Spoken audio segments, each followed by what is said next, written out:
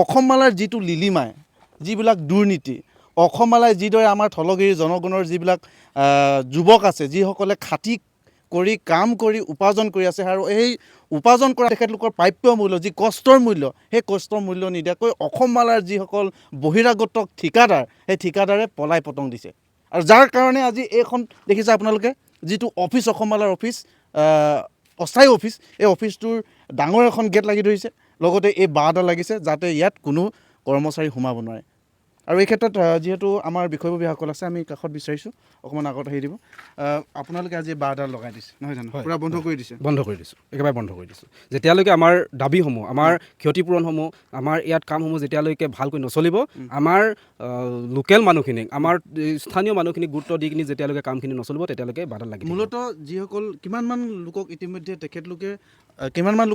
তেখেতলোকে পইচা নিদিয়াকৈ ঠিকাদাৰ পলাই গৈছে আমি জানিব পৰা মতে এই অঞ্চলটোৰ বৃহত্তৰ সোনজানৰ পৰা ৰৌবাৰীলৈকে এই বৃহত্তৰ অঞ্চলটোৰ বহুখিনি কৰ্মী ইয়াৰ নিবনুৱা যুৱকে কাম কৰি আছে কিন্তু আমি ইতিমধ্যে গম পাইছোঁ যে অলৰেডি এজন ঠিকাদাৰে কালভাৰ্ট বনাই থকা এজন ঠিকাদাৰে পলাই পতং দিছে আৰু সেই ঠিকাদাৰজনৰ আণ্ডাৰত প্ৰায় 25-20 গৰাকীমান কৰ্মী আছিলে হয়তো সম্ভৱত বেছি হ'ব পাৰে আৰু মই জানিব পৰা মতে ইতিমধ্যে তথ্য পাইছোঁ যে সেই প্ৰতিজন কৰ্মীয়ে প্ৰায় 30,000 পৰা 35,000 25,000 তেনেকুৱা ধৰণে টকা পাবলৈ আছে আৰু ইতিমধ্যে ঠিকাদাৰজনৰ নাম জানিছে নেকি ঠিকাদাৰজনৰ নাম সোমেশ্বৰ দেউৰী লখিমপুৰৰ হয় বহি জিলাৰ হয় এই মানে কোম্পানীয়ে কেনেদৰে কি চিনাকি নাজানো কিন্তু আমাৰ এই লোকেল মানুহখিনিয়ে একো চিনাকি নহয় না এই লোকেল মানুহে সোমেশ্বৰ দেউৰীক চিনি পায় সেই ঠিকাদাৰজনক না তেখেতৰ ঘৰ দেখিছে নে তেখেতৰ গাঁৱৰ বিষয়ে জানে একো নাজানে কিন্তু সেই কথাখিনি কিন্তু এই কোম্পানীৰ মানুহে জানে আৰু এই কোম্পানীকে আমি সেইকাৰণে ক'ব বিচাৰিছোঁ যে এইটো নিশ্চয়কৈ কোম্পানীৰ এটা চক্ৰান্ত আৰু কোম্পানীয়ে চক্ৰান্ত কৰি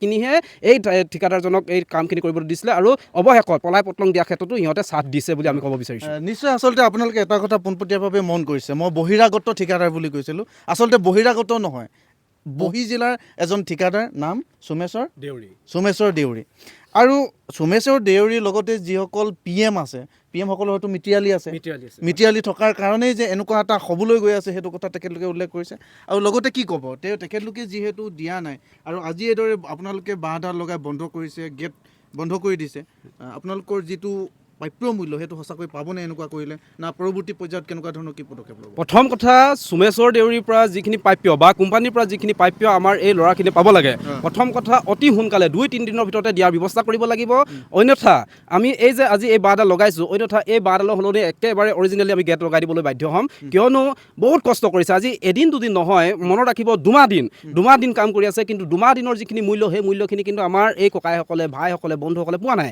এইটো বহুত দুখৰ বিষয় কাৰণ নিজৰ ঘৰৰ বহুত কাম থাকে সেই কামখিনি এৰি কিনি অসমমালাৰ কামখিনি আহিছে গতিকে নিজৰো কিবা এটা হওক ৰাস্তাটো ভাল হওক এনেকুৱা ধৰণৰ চিন্তা কৰি কিনি আমাৰ এই ল'ৰাখিনিয়ে কাম কৰিছে তেনেস্থলত বহি জিলাৰ পৰা এজন মানুহে আহিব সেই মানুহজনক কোম্পানীয়ে মাতি মিতিৰালি কৰি কিনি এই লোকেল মানুহখিনিক সহজ সৰল মানুহখিনিক ঠগি মেলি গুচি যাব টকা পইচা নিদিয়াকৈ গুচি যাব আমি তেনেকৈ মানি ল'ব নোৱাৰিম গতিকে স্থানীয় হিচাপে আমি মৰাণ ছাত্ৰ সন্থা হিচাপে বা আমি সংগঠন হিচাপে হওক বা স্থানীয় হিচাপে হওক আমি কোম্পানীক জনাব বিচাৰিছোঁ যদি এই প্ৰাপ্যখিনি নিদিয়ে অতি সোনকালে তেতিয়াহ'লে কিন্তু আমি বৃহৎভাৱে প্ৰতিবাদী কাৰ্যসূচী ল'বলৈ বাধ্য হ'ম কিমান ধুৰন্ধৰ হ'লে কিমান পইচা খোৱাৰ লোভীয়া হ'লে মানে ঠিকাদাৰসকলে এই ধৰণে কৰ্মচাৰীসকলক প্ৰাপ্য মূল্য নিদিয়াকৈ পলাই যাব পাৰে আপোনালোকে নিজে ভাবক কমেণ্ট কৰক আচলতে এনেকুৱা ধৰণৰ ঠিকাদাৰসকলক লৈ আপোনালোকে কৈ আছে কেইদিনমানৰ পূৰ্বে এটা মই বাতৰি আপোনালোকক দেখুৱাইছিলোঁ যে অসমমালাৰ যিটো পথ নিৰ্মাণ কৰি আছে সেইটো বোকাৰ মালাৰ পৰিণত হৈছে বুলি মই কৈছিলোঁ কিন্তু কিছুমানে তাত কৈছিলে যে নতুনকৈ পথ নিৰ্মাণ কৰি আছে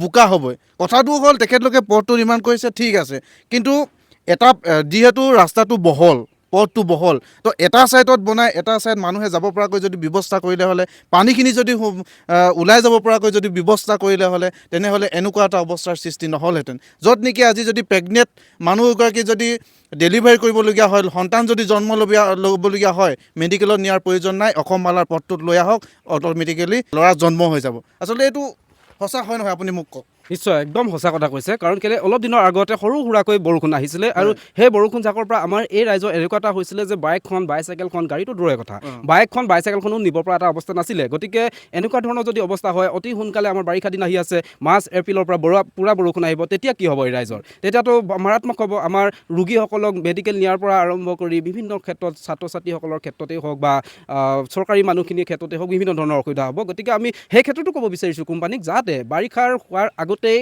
যিখিনি কৰিব লাগে, আমিতো নকওঁ যে গোটেই ৰাস্তাটো বনাব পাৰিব বা বনাই দিব লাগিব, আমি সেইটো কথা ক'ব বিচৰা নাই, কিন্তু যিখিনি কাম কৰি আছে সেইখিনি ভালকৈ কৰি থওক, আৰু যাতে আমাৰ সেই বাৰিষা সময়ত যাতায়াতৰ ক্ষেত্ৰত একো অসুবিধা নহয়।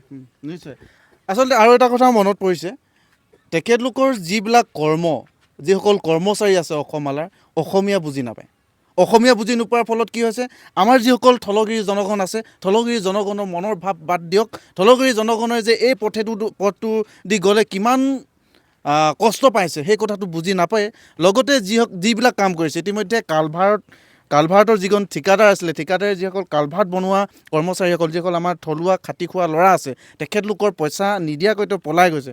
আৰু ঠিক তেনেদৰে যিসমূহ কালভাৰ্ট নিৰ্মাণ কৰিছিলে, কালভাৰ্ট নিৰ্মাণ কৰোঁতে কেইদিনমানৰ আগতে দুটাকৈ কালভাৰ্ট নিৰ্মাণ কৰাত গাফিলতি হোৱাৰ কথা প্ৰকাশ পাইছিলে। সেই কথা আপুনি নিশ্চয় গম পায়। হয়, সেইটো আমি গম পাওঁ যে ইতিমধ্যে নিউজতো পাইছোঁ বা আমাৰ চকুৰে দেখিছোঁ যে সঁচাকৈ একদম নিম্ন মানদণ্ডৰ হৈছে। কথাটো হ'ল কি, অসম চৰকাৰে অসমমালা নামৰ আঁচনিৰ যোগেদি এটা ৰাস্তা, বৃহত্তৰ এটা অঞ্চলটোৰ স্বাৰ্থত এটা ৰাস্তা বনাইছে। এই ৰাস্তাটোৰ ক্ষেত্ৰত যদি এনেকুৱা ধৰণৰ গাফিলতি হৈ থাকে, এনেকুৱা ধৰণৰ কালভাৰ্টৰ ক্ষেত্ৰতে হওক বা দলং নিৰ্মাণৰ ক্ষেত্ৰতে হওক বা ৰাস্তাটোত মাটি পেলোৱা, পলস পেলোৱা, গ্ৰেভেল পেলোৱা, এনেকুৱা ক্ষেত্ৰতে যদি এনেকুৱা ধৰণৰ হ'ব লগা হয়, তেতিয়াহ'লে খুব কম দিনৰ ভিতৰতে ৰাস্তাটো ভাগি যাব, আৰু তেতিয়া কোনে মৰিব? তেতিয়াতো আমাৰ অঞ্চলটোৰ ৰাইজে মৰিব। গতিকে আমি সেই ক্ষেত্ৰতো দাবী জনাইছোঁ যে এনেকুৱা ধৰণৰ নিম্ন মানদণ্ডৰ যদি বনাব লগা হয়, তেতিয়াহ'লে কিন্তু সাৱধান থাকক। আমি অনাগত সময়ত এনেকুৱা ধৰণৰ যদি কামবোৰ চলি থাকিব লগা হয়, তেতিয়াহ'লে কিন্তু আমি বৃহৎভাৱে প্ৰতিবাদী ল'ম। পুনৰবাৰ কৈছোঁ, আমাৰ যিখিনি দাবী, আমাৰ যিখিনি ক্ষতিপূৰণ হওক, আমাৰ যিখিনি প্ৰাপ্য হওক, কৰ্মীসকলৰ প্ৰাপ্য হওক, আমাৰ মাটিৰ মালিকসকলৰ প্ৰাপ্য হওক, বা ৰাস্তাটো বনাই দিয়াৰ ক্ষেত্ৰতেই হওক, বা ঠিকাদাৰৰ ক্ষেত্ৰতেই হওক, বা ইয়াত ছুপাৰভাইজাৰৰ ক্ষেত্ৰতেই হওক, এনেকুৱা ধৰণৰখিনি যদি সলনি নকৰে বা PMক যদি সলনি নকৰে, তেতিয়াহ'লে কিন্তু অনাগত সময়ত আমি এইখিনি সকলোখিনি ক্ষেত্ৰতে ভাল হ'বৰ কাৰণে আমি প্ৰতিবাদ কৰিবলৈ আগবাঢ়িম, এইটো নিশ্চিত। নিশ্চয়। আচলতে এই ধৰণে সংগঠনৰ বিষয়ববীয়াসকলে, বিশেষভাৱে মৰাণ ছাত্ৰ সন্থাৰ এয়া এক আঞ্চলিক সমিতিয়ে এই ধৰণে পদক্ষেপ এটা লৈছে, তেখেতলোকক আমি আচলতে শলাগ লৈছোঁ। আৰু এই কাষতে আছে বিভিন্ন ধৰণৰ কৰ্মচাৰীসকল, যিসকলে ইতিমধ্যে 30,000, 40,000, 35,000, হয়তো কিছুমানে 10-5,000 টকাও পাবলগীয়া আছে। কিন্তু কৰ্ম কৰা পইচা এটকাও যদি ঘূৰাই নিদি কেনে তেওঁ পলাই গৈছে, সেয়া কিন্তু অতি মানে নিন্দনীয়। যি কি নহওক, বহুত কষ্ট কৰা হৈছিলে, নহয় জানো? হয়, বহুত কষ্ট হৈছিলে। বহুত কষ্ট কৰা মানে কিমান দাঙিব লাগে, নহয় জানো? বহুত দাঙিব লাগে তেনেকুৱাকৈ, মানে দিনটো আৰু ৰাতিপুৱা 8টা বজাৰ পৰা একেবাৰে মানে কেতিয়াবা 6টা, 7টা, 8টা তেনেকুৱাকৈ বাজি যায়। ইমান কষ্টৰ মূল্য কিমান মাহৰ পৰা পোৱা নাই এতিয়ালৈকে? আমি সম্ভৱতঃ অক্টোবৰ মানৰ পৰা ডিচেম্বৰ মানলৈকে সেইখিনি সময়ৰ পইচাখিনি পোৱা নাই। অক্টোবৰৰ পৰা ডিচেম্বৰলৈকে 1 টকাও দিয়া নাই? জানুৱাৰী 11 তাৰিখলৈকে? সিমানটো মানলৈকে। এনে কিমান মান পাবলগীয়া আছে? এনেইতো মই তেনেকুৱাকৈ বেছি দিন নকৰিলোঁ, 10,000 মান আছিলে, কিন্তু বাকী আমাৰ লগত যিমানখিনি আছিলে সকলোৰে কিছুমানৰ মানে 25,000, 30,000 তেনেকুৱাকৈ আছে। টোটেল 3,28,000 কিমান মান এতিয়া মানে আছে। যিজন ঠিকাদাৰ ইতিমধ্যে তোমালোকৰ পইচা খাই পলাইছে, তেওঁক কি ক'ব? একদম ডাইৰেক্ট কেমেৰাৰ জৰিয়তে কৈ দিয়ক। সেই ঠিকাদাৰজনকে কওকচোন, আপুনি কি বুলি ক'ব?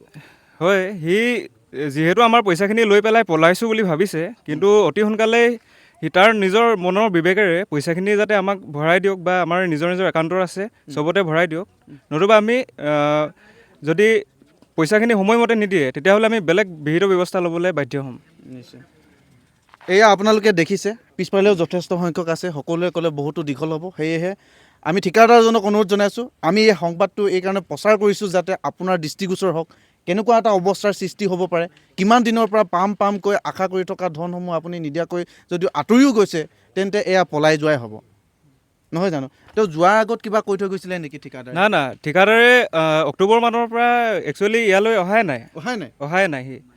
তাৰপিছত আৰু এটা তাৰ মানে আমি জনামতে মুহুৰি বুলিয়ে ভাবিছিলোঁ, কিন্তু বেলেগ মানুহে কোৱা মতে তাৰ ড্ৰাইভাৰ যোনজন, তাকে মানে ইয়াত চোৱা চিতা কৰিবলৈ দায়িত্বটো দি থৈ গৈছিলে বোলে। তাৰপিছত মানে সেই মালিকজন আহিব, পইচা পালে আহিব, সেই মুহুৰিজনো তেনেকুৱাকৈ কৈ আছিলে বহুত দিন। তাৰপিছত সেই মুহুৰিজনো পলাই গুচি গ'ল কেম্পৰ পৰাই ৰাতিয়ে পলাই গ'ল। তো মাননীয় অসমৰ মুখ্যমন্ত্ৰী, দুৰ্নীতিমুক্ত অসম গঢ়াৰ স্বাৰ্থত যিদৰে আপুনি উদ্দেশ্য লৈছে, আমি তাক শলাগ লৈছোঁ। কিন্তু আপোনালোকৰ যিবিলাক চৰকাৰী আঁচনি প্ৰস্তুত কৰাৰ ক্ষেত্ৰত যিসকল কৰ্মচাৰী আছে, যিসকল আমাৰ তিনিচুকীয়া জিলাৰ বহিজিলাৰ ঠিকাদাৰ আছে, যিসকল বহিজিলাৰ PM আছে, তেখেতলোকৰ যিবিলাক কাৰ্যকাণ্ড আপোনালোকে এয়া প্ৰত্যক্ষ কৰক কেনেকুৱা ধৰণে এটা কৰি আছে। গতিকে তেখেতলোকৰ ওপৰত আপোনালোকে ব্যৱস্থা গ্ৰহণ কৰক। অসম চৰকাৰে ভাল কাম কৰি আছে, আৰু ভাল কাম কৰক। এনেকুৱা ধৰণৰ দুৰ্নীতিগ্ৰস্ত ঠিকাদাৰ, কৰ্মচাৰী, ইঞ্জিনিয়াৰ সকলোকে আপোনালোকে বিহিত ব্যৱস্থা গ্ৰহণ কৰিলে অসমখন যিদৰে আপোনালোকে আগুৱাই লৈ গৈছে আৰু দুগুণে আগুৱাই যাব বুলি আশা ৰাখিছোঁ। ধন্যবাদ।